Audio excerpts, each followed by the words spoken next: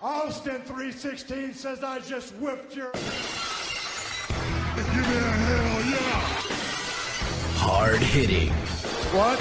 Compelling interviews. What? Spot-on predictions. What? Statistical analysis. What? Huh? What? Okay, so they're none of that. But definitely laying the audio smackdown. It's Wrestling Wednesday on the Kevin Sutton Show.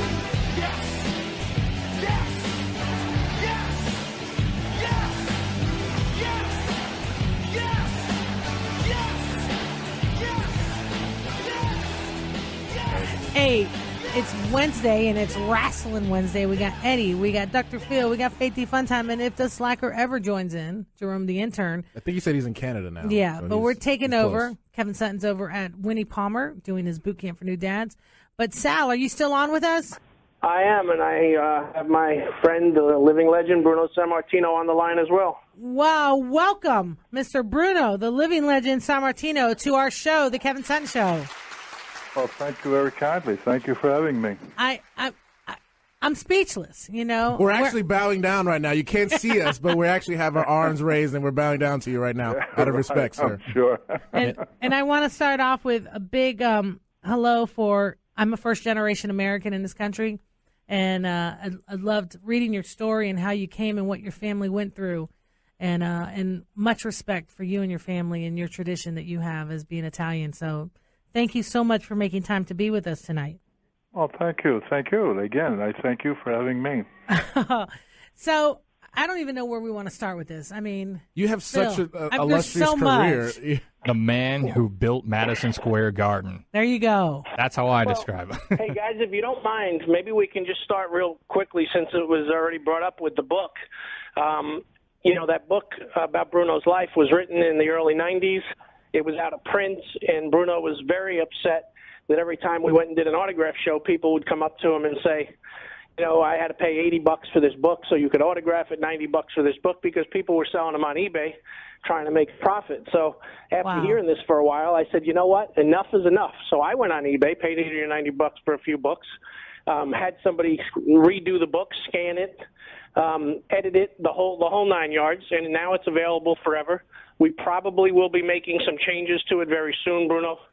And I'm going to sit down. He's going to talk, I think, a little bit about his Hall of Fame induction and things like that. Maybe throw in a few more pictures, and then the book will be final and will be available forever. But it was really Bruno so upset about the fans having to pay this kind of ridiculous money, and I can guarantee you that's what it was, because it's exactly what we had to do to even get the book reprinted. So it is a great story, and people have read it that are not wrestling fans, didn't even know who Bruno Sammartino was, and said they couldn't put it down. Sal, when this book is ready, where can we find it? Well, the book is ready now in its current format. Okay. It's available on Amazon. Over time, we're going to do a little bit more adding. I don't have an exact timeline. We're in process. Craig Peters, who you might know from Pro Wrestling Illustrated, is probably going to do some final editing to it and things like that. But it is available. It has been available for several years. The story is amazing. There's been a documentary made of Bruno's life story, which has been seen now and has come out to tremendous reviews as well. But, yeah, it's available on Amazon. We may eventually be available on Kindle as well. But it was out of print for 20 years. About 10,000 copies were sold, and then people have just been recycling them and trying to make money from them. So, you know, I want to just not have Bruno have a reason to complain. I'm ready for the major motion picture. I know. Seriously. Bruno, if you could choose an actor to play you during your prime, who would you pick? Gosh, frankly, I wouldn't have the slightest idea. I really don't know. Have you been approached? I don't have anybody in mind. Not you're speaking of some actors. I think somebody who could play. Look, in my heyday, I was a 275-pound guy, 6 foot tall. I don't know of any actors, really, too many that are, you know what I mean, that are of that size that could portray me in my heyday. That at least that I know of. I think that there are plenty of guys probably out there. There was a guy from Germany, this Scott Rosenfeld, a movie producer who's trying to put this movie together. he said that I didn't see the gentleman, but he tells me it's a wrestler from Germany. He says, and he looked quite a bit like myself, about the same height and weight and so forth. And I think it would take somebody like that to play me in my prime, you know. But then they needed, like they have some actors in Italy when we went back there to do some filming, because they have to show some young Bruno, you know, when during the period when we were hiding from the Nazis up in the mountains and all that kind of stuff. So there's going to be like different stages of Bruno throughout the picture, so it won't be just one actor as Bruno, you know. Yeah. There's the beginning Bruno. Someone can play the skinny Bruno when he came to America, right? Before you started working out? Well, yeah, because, you know, we had 14 months up there, and we literally, you know, many people literally starved to death. My mom made many, many dangerous trips climbing down that mountain to try to get some food and stuff. And there were times in the winter she couldn't go down that huge mountain where we literally survived on snow for 3-4 days, and a lot of people didn't. And unfortunately, the last couple of months up there, that's when I got very sick, and nobody knew what was wrong with me. We found out later that it was rheumatic fever. And so when by the time we made it back into town, when the battle ended in my town, I was I wasn't expected to live. When the Red Cross came through and to check on, you know, the wounded, the sick, and what have you, they told my mother to prepare herself because I wouldn't be living for another day or two. Oh my goodness! Wow. Yeah, but my mom was very stubborn. She says, "I lost 2 children. I'm not going to lose another one." And she refused to let me die. She put leeches all over my body. The theory was that they take the poison blood out of your system, and that would help. And then she would make me inhale fumes from a pot that she would boil water and make me inhale that. I don't know if that stuff worked. All I know is that well, hey, you're fine. I got well enough to I lived. Yeah. He's had one of the most extraordinary lives of anybody I've ever heard or read about, or just incredible. I mean, his professional life, his personal life, his upbringing, it's insane. That's right. And you've also been married for 56 or 58 years. 56. There you go. Wow. That should make you a legend right there. Pardon? I said that makes you a legend right there. It always takes a good woman behind a great man. So, she's the best. She put up with a lot because in this crazy career, those 12 years that I was recognized as the world champion, I traveled everywhere. I mean, I did 20 tours of Japan, Australia, South America. I went to South Africa. I mean, all over, everywhere. And it's pretty tough if you have a family. You know, and a lot of marriages, they just don't survive. But my wife was a special person. She was my high school sweetheart, and we've been together all these years, and we're still happily together. That's wonderful. Well, we got to go to commercial break for a moment, but when we come back, we want to talk about Roddy Piper. We saw the video. I think it was 1985. Yep. That was an amazing video with you two, and we really want to get some more insight because I, with you, agree about wrestling and where we are now. So this is the Kevin Sutton Show. Stay on the line. We've got Bruno Sammartino on the line. We're talking wrestling legend. Please don't leave because it's about to get better. We're going to get on these stories. And remember Arnold Schwarzenegger when he wasn't anything? No. Oh, we'll know about that. Hey, we'll be right back. This is the Kevin Sutton Show. The Kevin Sutton Show is brought to you by the Umansky Law Firm, where they believe everyone deserves a second chance, handling DUI, personal injuries, car accidents. If you want the best law team in Central Florida representing you, you need to go to the Umansky Law Firm. That's thelawman.net. Now let's get back to this great night we call Wrestling Wednesday with the Kevin Sutton Show.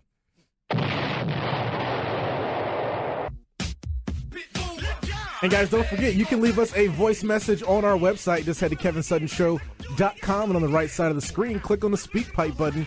Keep it clean because it will play on the air. Ask us anything or just give us a comment. But whatever you do, just head to KevinSuttonShow.com. Oh, yes. And I know that's giving you a little, oh, yeah. Oh. Waking it up. But, hey, it is Wrestling Wednesday. Wait, say it again. Wrestling Wednesday. And we have the legendary Bruno, the living legend, Sammartino on the line. Welcome back, Mr. Sammartino. How don't are you? Forget Sal. Sal's here too. And Sal. Well, thank you very much. Sal. I'm here. And Sal, are you still with us too? He's in the bathroom. Sal. I am here. And you know, it was a week ago that we found out tragically about Roddy Piper. It was a shock to all of us. I mean, we lost 2 legends in 1 month, and it was a difficult time. I was actually, when I found out, I was standing right in front of Mick Foley. So I happened to look down at my Facebook, and I saw Phil's post, and I was like, wow, Roddy just passed away. And I turned over to Mick. I said, hey, Mick, sorry about, Roddy Piper. And apparently Mick didn't know yet, so he got real quiet, and he said, excuse me for just a second. And he updated all his fans on Facebook, and I could just see just the life leave Mick Foley's body, and it just killed him inside. And I felt so bad just watching him in that moment go through that when the news struck. And I was actually on the phone with Bruno, and I got a text message, and I responded back, and I said, I don't think I understand what you're trying to tell me. And they said, go to TMZ.com. And then I went and I told Bruno what happened. He was shocked. I was shocked. We've both known Roddy a very, very long time, and both had different interactions with him over the years, but we were stunned. And Bruno, you in 1985, you guys went at it. You came back to meet him in the ring. What was that like? What was he like? I mean, what can you share with us about him? Well, first of all, I had retired in 1981, and I came back as a color commentator, and I was asked to put the tights on again, which I really didn't want to do. But anyway, I got talked into it, and I did. And I did a few matches with the newer guys, and I did the thing with Roddy Piper where he had me on a what they call Piper's Pit. Yes. Which he was really brilliant with that. That was a very popular part of the wrestling show, Piper's Pit, and he had me on there, and he called me something that was not appropriate, and I reacted to it, and the next thing I know, I'm in the ring with Roddy Piper, So, but he was a great talent, and really he was a villain. A lot of people booed him this and that because of what he was in wrestling, but in reality, he was a really a good family man, and he made quite a hit in the wrestling world in that new generation of wrestling, and I like when Sal called me, I was doing my own rehab because I just had back surgery for the 4th time about a month ago. And when he called me, I couldn't believe it because he was young. I mean, in today's world, 61 years of age is today it's considered, still young. I mean, at least that's the guy like me. I'm 80 years old, so... and you're still in fantastic shape. 61 is pretty young, and so I was very shocked, and I felt terrible about it. I really did. I felt awful. In the final Wrestle reunion, at least to date in Toronto 2012, Bruno agreed to go back to where it all started. He really has made less and less appearances, but somehow I'm always able to talk him into something. So he made the trip to Toronto, and him and Roddy Piper and Caleb Conley had another Piper's Pit. So from 1985, they were still doing it in 2012. It's amazing. That is amazing. That is amazing. And I understand, Bruno, that back in the day you used to hang out with the Pope and Frank Sinatra. We had an audience with the Pope. Yeah, me, my wife, and my oldest son and I. Yeah, I had an audience with the. This was in 1966. I was told that that they could arrange an audience with the Pope. And naturally, I couldn't believe it. So. I had not gone back to Italy since I had first come over here in 1950. So that was our first trip back, my wife and my son. And yes, and we did have a private audience with the Pope, which what can I tell you? I was I couldn't believe it. And when we faced them and everything, I was lost for words. It just was so awesome for me that it was very hard to deal with. Did he try to put you in a headlock? Excuse me? Did he try and put you in a headlock? No, but he was very nice. He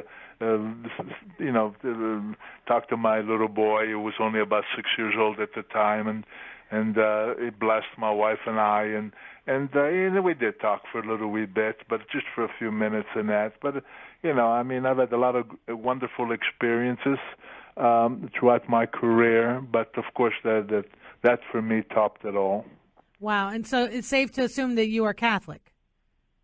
Yes, well, any Italian that is not a Catholic, it's because it's religion. Well, no, it's funny because my family's from Argentina. Now we have an Argentine Pope, and that's huge for us. So it's you have an Argentine-Italian Pope. I know.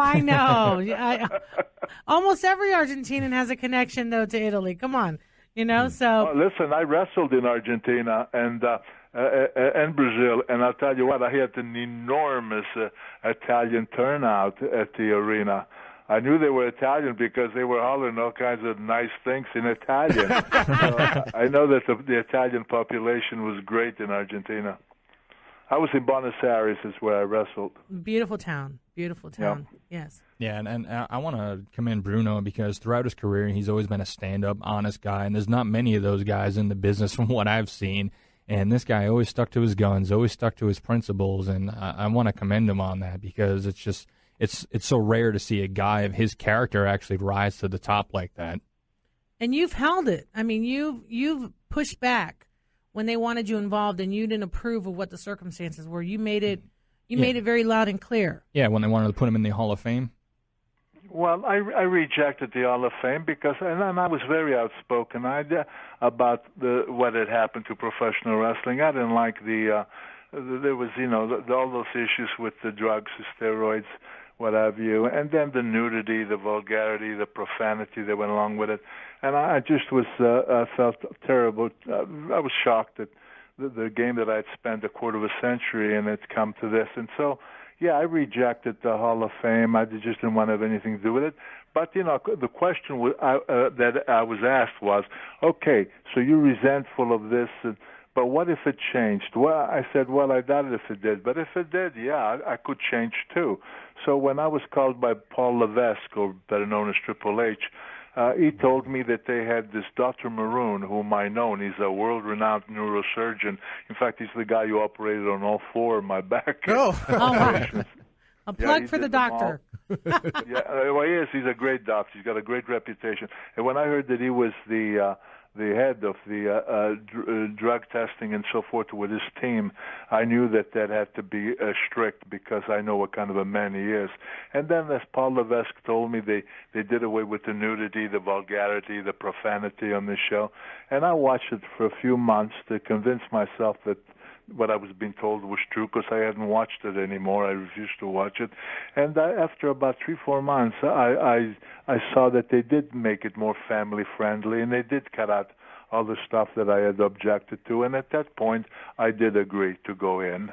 And I went in 2013. I was inducted to the Hall of Fame, and my old friend Arnold Schwarzenegger was the guy who inducted me.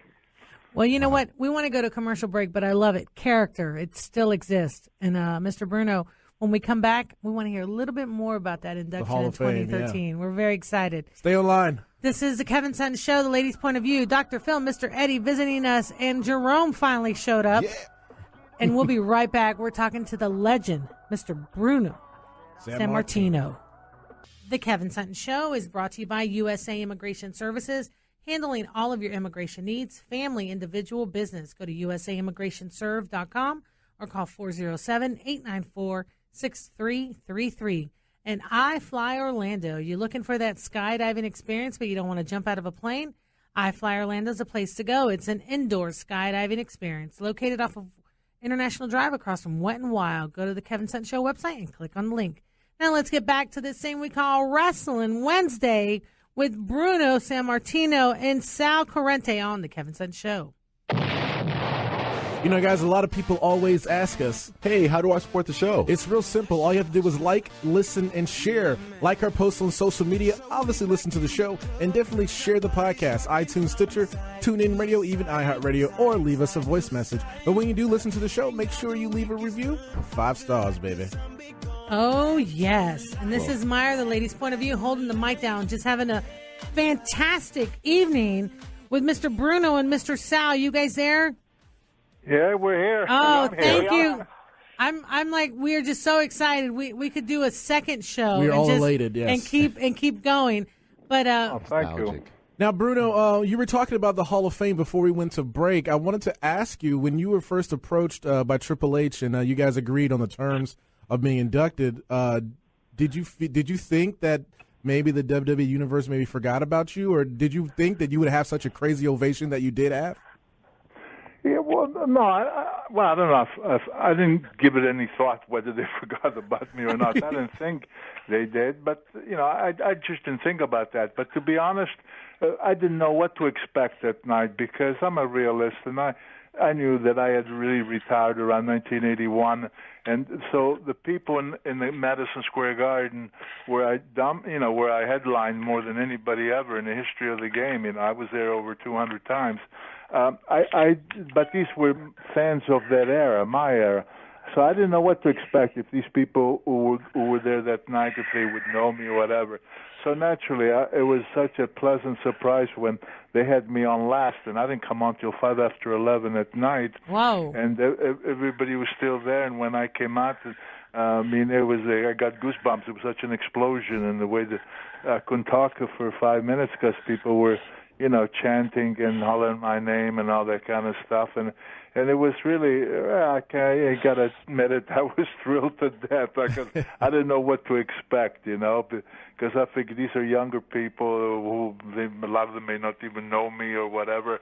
But, boy, it was quite exciting, I'll tell you. That's wonderful. Now, Mr. Bruno, I am a big fan of John Cena. Okay. I really like what he encompasses. I love all his work that he does in the community with children and so forth. And he has stated more than once that you are his mentor, that he looks up to you. Is he someone that you like seeing that's happening with wrestling and his father and that whole relationship? Can I ask you? Oh, I absolutely like John. I've met John Cena now maybe 3, maybe 4 times. I don't think more than that. But every time I've met him, he's a gentleman. I've heard all about the work that he does, different charities and whatever, and I commend him for that. I think that's absolutely wonderful. I think that the times I've seen him in the ring, I think that the guy gives it all. I sometimes feel bad for him, though, because he's such a good guy. From everything I hear about him, as you mentioned, about all the charity work, this guy does a lot of good, and he's a good man, and he's a great performer, and he keeps himself in great shape all the time. And yet the audiences of today are so different from my day because a lot of people, when he comes out today, they actually boo him.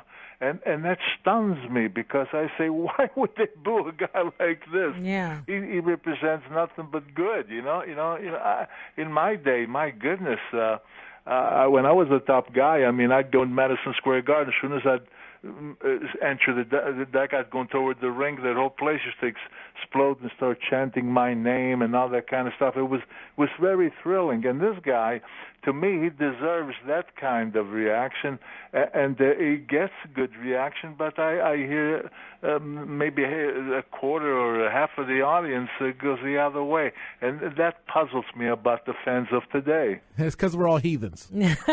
And Sal, you know John, don't you? Actually, I do not know John. What? I just hang up.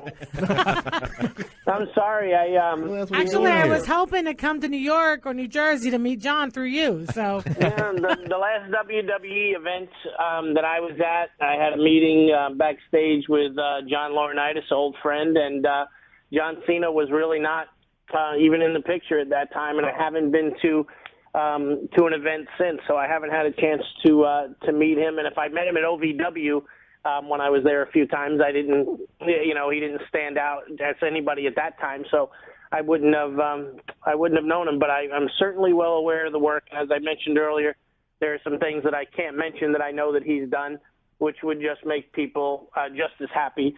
So I stand behind him 100%. I agree with Bruno. His effort is tremendous. People can boo and cheer whoever they want, but you just don't get it or understand why they're doing it. Right. Sal, I know you've been very vocal about the next subject I'm about to bring up. You've been very vocal on Facebook. Yeah, and I'd like to get Bruno's take on this as well. Bruno, what was your reaction when the news about Hulk Hogan broke? Well, look, of course, I'm not going to defend it. It's absolutely not appropriate at all. What shocked me worse was the things he said about his own daughter. That I found extremely, extremely appalling, and the language that he was using and all. And I'm not going to defend it because I thought that there was terrible, it was awful. And the fact that the guy, to me, even did a sex tape that's so controversial right now and that. I'm sorry, but that in itself, to me, speaks volumes about the character of the man. I agree because, people criticize and they say, well, he did it when he's his own, he's a human being. I don't agree. When you're a public figure and you stand in that light and you like it because that's your lifestyle and that's how you survive and provide for your family, it doesn't get to shut off. Well, you know what, brother? And you think of all the kids and everyone who admire this man. I agree with you. They should be held to a higher standard because whether they want to admit to it or not, but they do lead the way for a lot of kids who look up to them. And you don't want anyone to think that that's acceptable. So I agree with you. Well, that's my feelings, and that's what I believe anyway. Well, we're together on that. Yes, I think all of us are. Yeah. I think all of us are in agreement to that. The thing I had about Hogan is that he's considered an American icon, and then when those things are thrown around, people start to think, well, that's what America's about. So no. Well, Mr. Sal, Bruno. Sal, what's next? I want to know what's next with next? Sal. What's next with you guys? Well, I don't know. We keep an open mind with Wrestle Reunion, but quite honestly, you guys sound like you're very plugged into what goes on. Wrestle Reunion events cost $100,000 plus to put on. Wow. These other kids, like I said, a lot of people today are just renting a building, and there's various different types of events. I actually was at one recently. It was just a lot of fun. Austin Idol's a buddy, and I went to see him, and then Bob Armstrong and Robert Fuller and some of the other guys, but.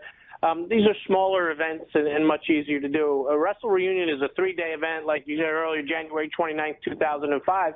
But it was really Friday, it was Saturday, it was Sunday. And, Bruno and Roddy, as I said earlier, were a big part of that. Bruno, of course, really doesn't travel. I handle most of Bruno's appearances outside of WWE, and he doesn't like to travel in the winter at all.